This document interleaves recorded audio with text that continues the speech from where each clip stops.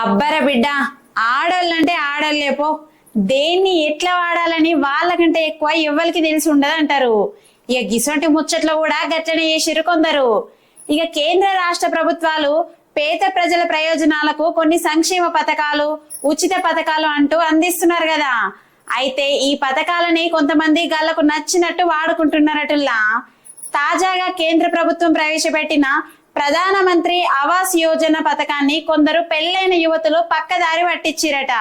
ఇక ఆ స్కీమ్ లో వచ్చిన డబ్బులు తీసుకొని వాళ్ళ లవర్లతోటి పారిపోయారట.